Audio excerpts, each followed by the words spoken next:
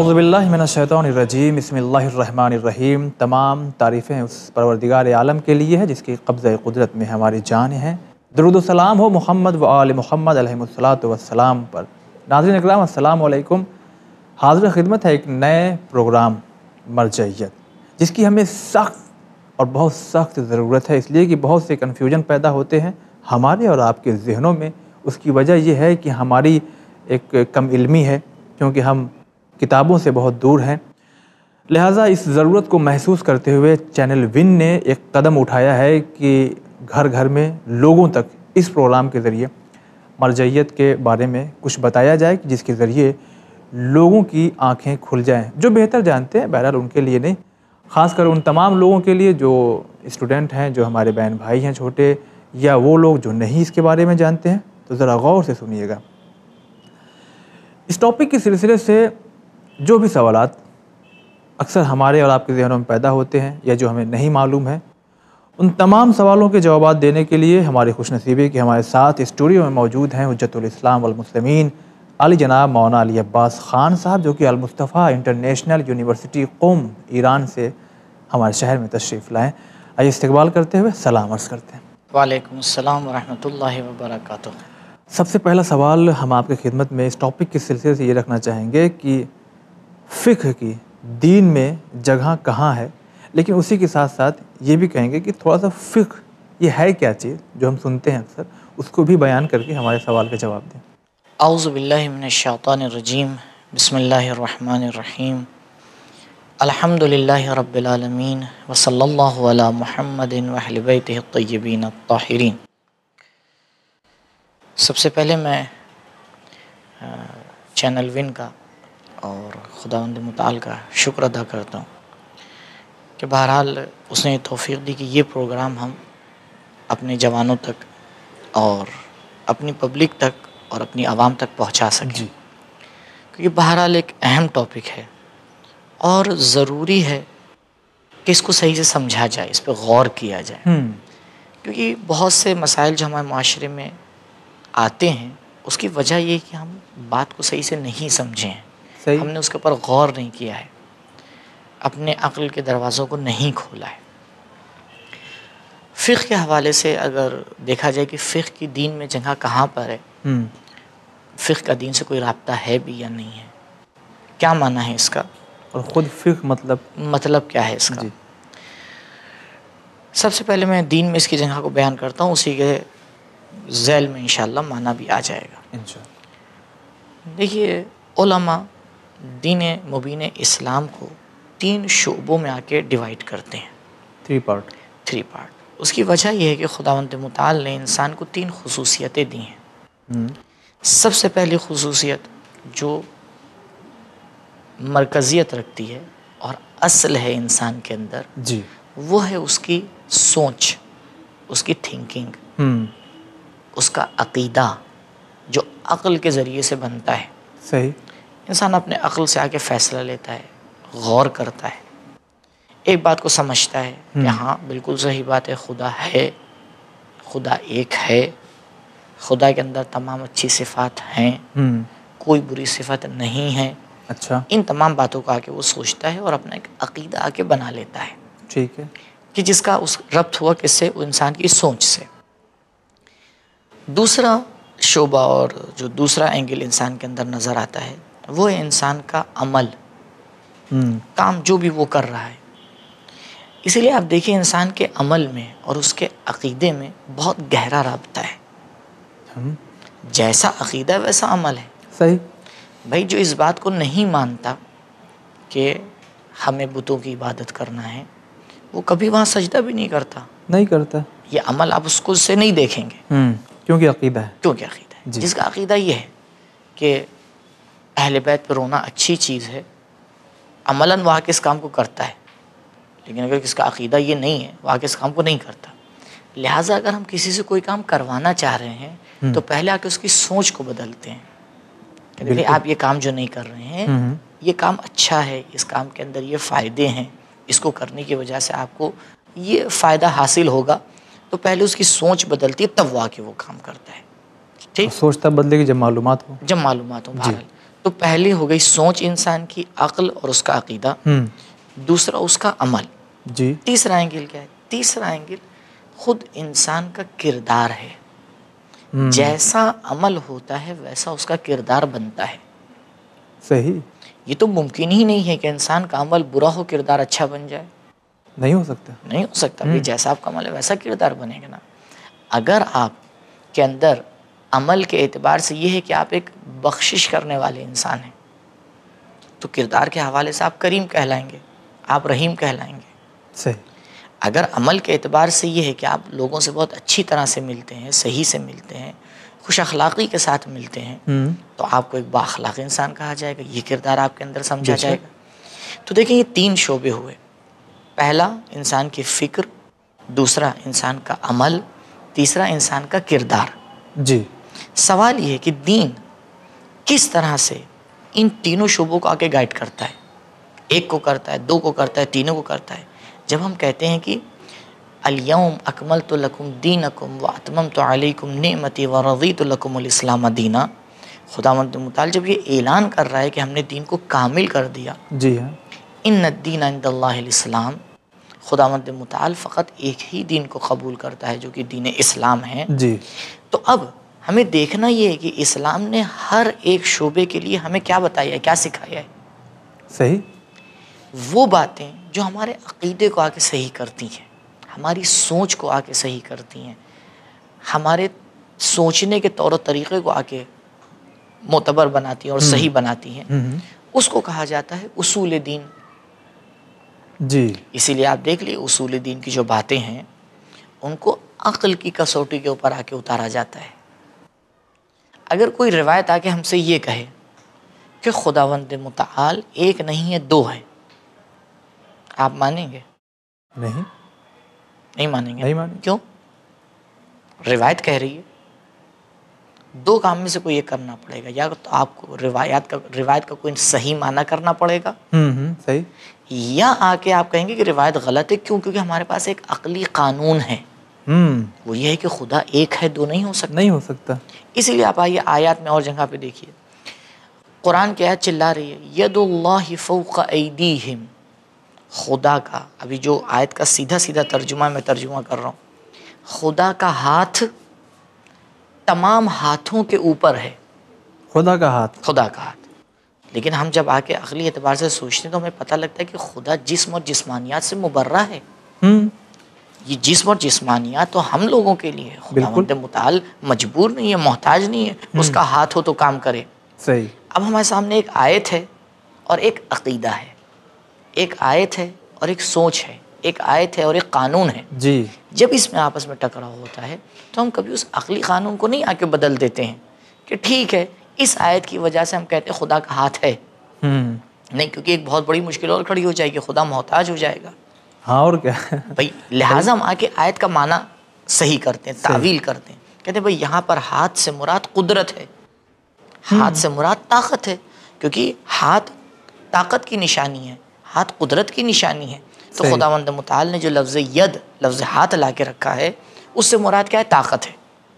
تو آپ نے دیکھا کہ اصول دین ہمارے عقیدے کو آ کے صحیح کرتے ہیں، اصول دین ہماری سوچ کو آ کے صحیح کرتے ہیں، لہٰذا اصول دین میں غور کرنا چاہیے۔ کسی نے کچھ بھی کہہ دیا، آپ نے اپنا عقیدہ بنا لیا، یہ بہت غلط بات ہے۔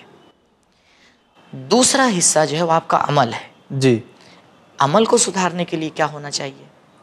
عمل کو سدھارنے کے لیے خداوند متعال نے ہمیں نعمت علم فقہ عطا کی ہے۔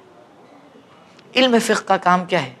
علم فقہ کا کام ہے کہ انسان جو بھی عمل کر رہا ہے، جو بھی عمل کر رہا ہے، اس کے بارے میں وہ آ کے بتاتی ہے کہ یہ کام تمہارا واجب ہے، مستحب ہے، مباح ہے، مکروہ ہے، حرام ہے، کیا ہے۔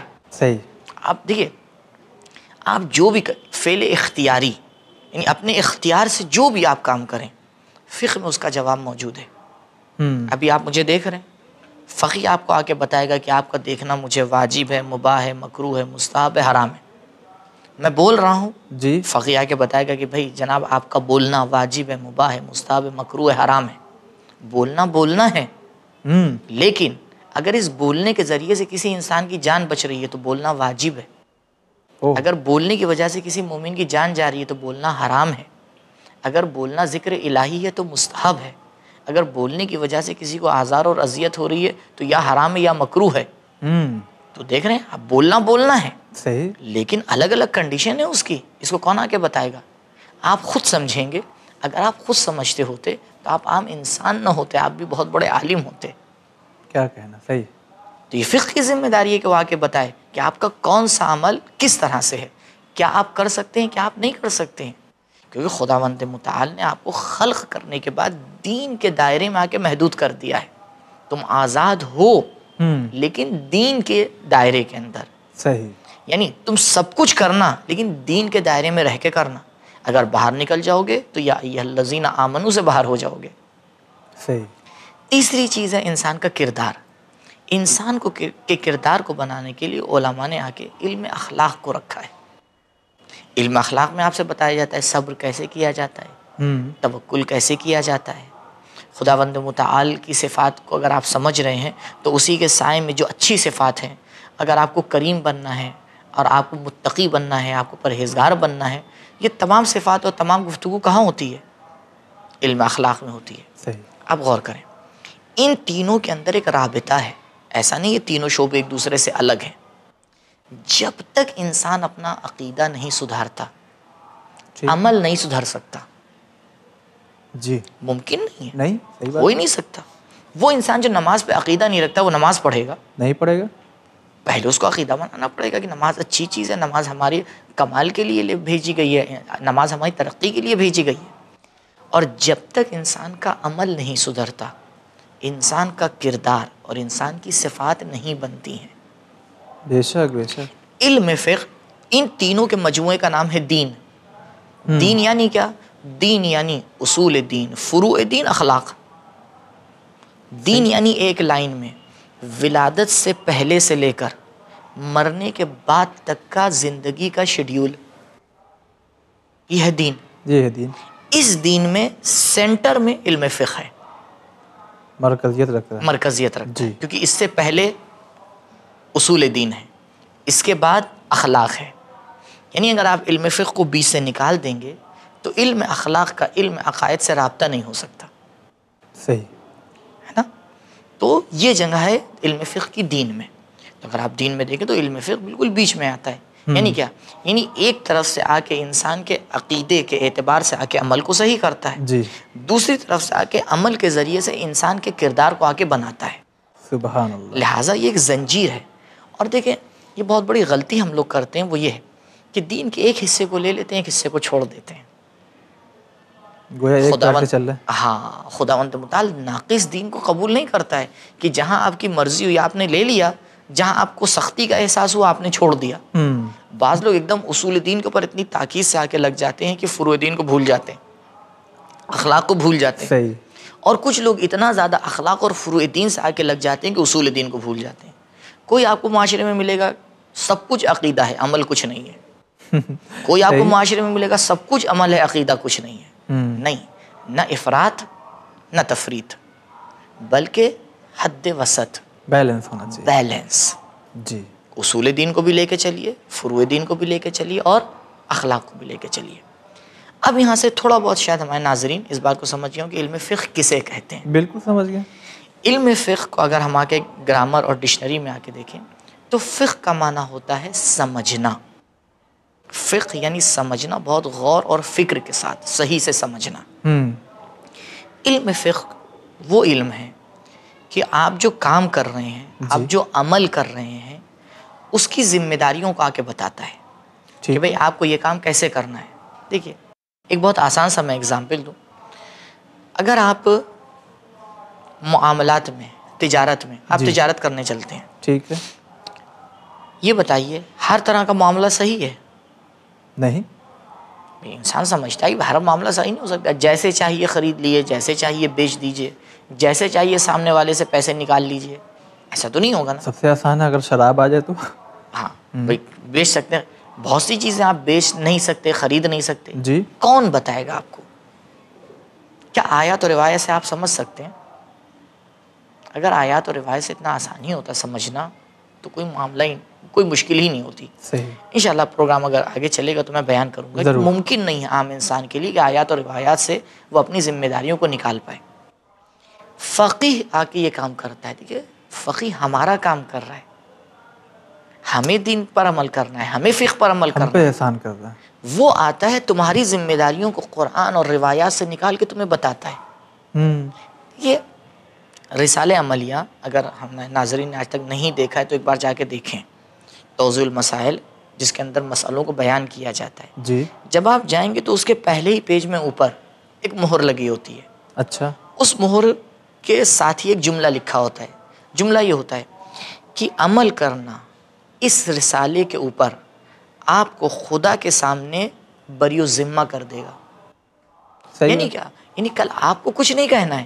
اگر خدا کل آپ سے یہ کہہ رہے کہ قبلہ آپ نے فلاں چیز کیوں بیچی, یہ تو حرام تھی. اچھا. وہ کہے گا مجھے نہیں پتا حرام تھی یا حلال تھی, میرے فقیہ نے کہا کہ اس کو بیچنا صحیح ہے, میں نے بیچی. خدا آپ سے سوال کرے گا, آپ سے ہی سوال کرے گا. کیوں فقہ کو فقہ کہا گیا, اس پہ غور کرنے کی ضرورت ہے. فقہ کا معنی بتایا غور کرنا. فقیہ آتا ہے آیات اور روایات کے اندر غور کرتا ہے, آپس میں ملاتا ہے, تب جا کے کہیں یہ فیصلہ لے پاتا ہے کہ بھئی ہاں اس سوال کا جواب دینی اینگل سے یہ ہے. ایسے ممکن ہے کہ ہماری عقل اس کو نہ قبول کر پائے. ہماری عقل کتنا سمجھتی ہے کہ اس مسئلے کو نہیں سمجھ پا رہی ہے. لہٰذا یہ غور کرنے کی ضرورت ہے کہ فقیہ کیا کر رہا ہے, فقہ کی جگہ دین میں کہاں پر ہے اور فقہ کسے کہتے ہیں. چلیے بہت خوب. ہم چاہیں گے کہ جلدی جلدی گفتگو ہو جائے. لغت اور اصطلاح میں اس کا کیا فرق ہے؟ جی دیکھیے لغت میں معنی بتایا کہ بھئی فقہ یعنی غور کرنا, سوچنا, سمجھنا. صحیح. تو اصطلاح میں جب آ کے دیکھتے ہیں یعنی فقہ کے اعتبار سے دیکھتے ہیں, فقہ یعنی کیا؟ علم ہے احکام شرعیہ کا. جی. یعنی جو شریعت کے احکام ہیں, جو شریعت کی باتیں ہیں, اس کا علم ہے. کیسے یہ علم حاصل ہوتا ہے؟ قرآن اور روایات سے. بالکل. تو جو انسان آ کے یہ کام کرتا ہے جی اس انسان کو ہم کہتے ہیں فقیہ. اچھا. جو علم آ کے ذمہ داری کو سنبھالتا ہے اس کو کہتے ہیں علم فقہ. واہ, یہ فرق ہے. اچھا ابھی پورے پروگرام میں آپ نے بار بار یہ کہا ہے فقیہ فقیہ, تو یہ مجتہد لوگ الگ ہوتے ہیں کیا؟ نہیں, ایک تھوڑا سا سمجھنے کی ضرورت ہے. جی. دیکھیں اگر آپ کالج یونیورسٹی میں جائیں گے تو بعض جگہ کے اوپر جو لوگ 12ویں پاس کر لیتے ہیں ان کو مثال کے طور پر کہا جاتا ہے بھائی انہیں نے انٹر کر لیا ہے. کہیں پہ کوئی دوسرا ورڈ لا کے رکھا جاتا ہے, کسی کالج میں اس کے لیے کوئی تیسرا ورڈ لا کے رکھا گیا ہے. کام ایک ہے لیکن الفاظ الگ الگ ہیں. اجتہاد لفظ جہد یا جہد سے لیا گیا ہے. یعنی جہد اور جہد یعنی کوشش کرنا. اچھا اچھا. کوشش کرنا, کسی کام کو جو ہے بہت کوشش سے آ کے پورا کرنا. جی. مجتہد اسے کہتے ہیں جو آ کے کوشش کرتا ہے. اوہو اچھا. فقیہ کس کو کہتے ہیں؟ جو بہت سوچ کے سمجھ کے آیات اور روایات سے آپ کی ذمہ داری کو نکالتا ہے. تو یعنی یہ دونوں چیزیں سیم ہیں؟ سیم. یعنی باہر اگر آپ دیکھیں گے تو ایک ہی انسان ہے. ایک اعتبار سے اس کو فقیہ کہتے ہیں, ایک اعتبار سے اس کو مجتہد کہتے ہیں. بہت خوب. تو فقیہ اور مجتہد ایک ہی چیز ہے, فقہ اور اجتہاد بھی ایک ہی چیز ہے. جی. البتہ لفظ فقیہ بہت پہلے سے یوز ہوتا چلا آ رہا ہے. روایات میں آپ کو ملے گا, جناب جو ہے وہ حبیب ابن مظاہر کے لیے آپ کو یہ لفظ ملے گا, تو بہت تاریخی ورڈ ہے یہ. لیکن لفظ اجتہاد تاریخ میں بعد میں آیا ہے. کہ انشاءاللہ اگر فرصت ہوگی تو اشارہ کریں گے کہ یہ لفظ اجتہاد کہاں سے آیا, کس طرح سے اس کا معنی چینج ہوا. اور اگر بعض روایات میں آپ کو ملتا ہے کہ روایات آ کے اجتہاد کی مخالفت کرتی ہیں, اچھا, ان کا کیا معنی ہے؟ یہ بہت ضروری ہے سمجھنا, کیونکہ ہماری عوام کو انہی روایات کے ذریعے بہکایا جاتا ہے. صحیح بات. یعنی یہ روایات آ کے پیش کر دی جاتی ہے کہ دیکھو روایات میں مولا کہہ رہے ہیں کہ ہم اجتہاد کے مخالف ہیں, اجتہاد ہمارے دین میں نہیں ہے. تو وہاں پہ اس روایت کا معنی کیا ہے؟ بھائی ہمارا دین فقہ کے موافق ہے, اجتہاد کے مخالف ہے. اور آپ یہ کہہ رہے ہیں کہ فقہ اور اجتہاد دونوں کا معنی ایک ہے. صحیح. یعنی جو انسان فقیہ ہے وہی مجتہد ہے, جو مجتہد ہے وہ فقیہ ہے. تو یہ کیسے ہو سکتا ہے کہ بھائی روایات الگ الگ کہہ رہی ہیں اور آپ کہہ رہے ہیں ایک ہے؟ یہ تھوڑا سا سمجھنے کی بات ہے کہ اس کے لیے ہمیں اجتہاد کے اوپر ایک سیر تاریخی کرنا پڑے گی, اس کو دیکھنا پڑے گا, سمجھنا پڑے گا. بالکل اسی طرح جیسے قرآن میں تقریباً 4 جگہ یا شفاعت نہیں ہوگی, جی, 12 جگہ کہا شفاعت ہوگی. شفاعت ہوگی. میرا تھوڑا سا وقت بچا ہے ناظرین, ایک سوال ہم یہ کرنا چاہیں گے, ہماری فقہ جو ہے یہ اس کی خصوصیت کیا ہے؟ اگر بیان کر سکتے ہیں اس مختصر وقت میں تو ٹھیک ہے, میں 2-4 خصوصیات فقہ کی بیان کر دیتا ہوں. دیکھیے جو اسلامی فقہ ہے جی, اسلام میں مسلمانوں کے مختلف فرقے ہیں. اچھا. فقہی حوالے سے، عملی حوالے سے. کچھ فرقے ہیں عقیدے کے حوالے سے، میں اس کی بات نہیں کر رہا ہوں. جی. میں ان فرقوں کی بات کر رہا ہوں جو فقہی حوالے سے ہیں. جیسے آپ کو مسلمانوں میں شافعی ملیں گے، جی، حنفی ملیں گے، مالکی ملیں گے، حنبلی ملیں گے، جعفری ملیں گے. ہماری فقہ کو فقہ جعفری کہا جاتا ہے. اچھا. فقہ جعفری یعنی وہ فقہ جو زیادہ تر امام جعفر صادق علیہ السلام کی روایات سے لی گئی ہے.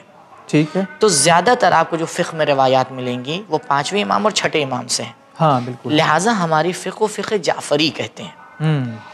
اس فقہ جعفری کا ایک امتیاز ہے، خصوصیت ہے جو آپ کو دوسری فقہ میں نہیں ملے گی. کیا ہے وہ یہ فقہ جعفری جامع ہے، یعنی انسان کے زندگی کے ہر پہلو پر اس نے آ کے نظر ڈالی ہے. واہ. بہت سے فقہ میں آپ بہت سے سوالات کریں گے، آپ کو جواب نہیں ملے گا. اچھا. دیکھیے مشکل کیا ہے یہاں پر، بہت یعنی سمجھنا بہت آسان ہے. اہل سنت حضرات کے پاس جو فقہ ہے، جی، تمام فقہ بنانے کے لیے ان کے پاس قرآن کی آیات ہیں اور ایک معصوم کی روایت ہے. صرف رسول اللہ صلی اللہ علیہ صرف رسول خدا صلی اللہ علیہ وآلہ وسلم. وہ بھی کئی سال؟ 13 سال. جو یہ مکے میں فقہی روایات آپ کو نہیں ملیں گی، جی مدینے میں ملیں گی. بالکل. 13 سال. لیکن ہمارے پاس 14 معصوم ہیں اور 260 سال کی زندگی ہے. واہ. تو آپ خود سمجھ سکتے ہیں کہ کوئی پہلو وہ چھوٹ نہیں سکتا. کون سی فقہ زیادہ اچھی ہوگی، کون سی فقہ وسیع ہوگی. یہ کس خاصیت. فقہ نے آ کے انسان کی زندگی کے ہر ضرورت کو آ کے سمجھا ہوگا. سبحان اللہ. وہ فقہ جس کی عمر صرف 13 سال ہے، یا وہ فقہ کی جس کی عمر 260 سال ہے.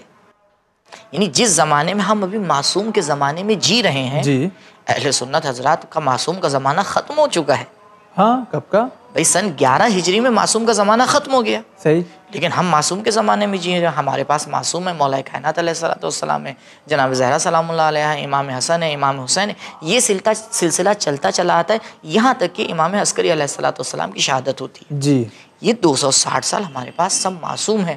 ان کا کلام رسول کا کلام ہے، ان کا قول رسول کا قول ہے. بالکل اسی طرح سے ہم ان کی باتوں کو معتبر مانتے ہیں جس طرح سے رسول خدا صلی اللہ علیہ وآلہ وسلم کی باتوں کو معتبر مانتے ہیں. تو یہ ہماری فقہ کی خصوصیت ہے، جامعیت. واہ. کمال ہونا یعنی پورا ہونا، جی. ہر اینگل کو آ کے لینا.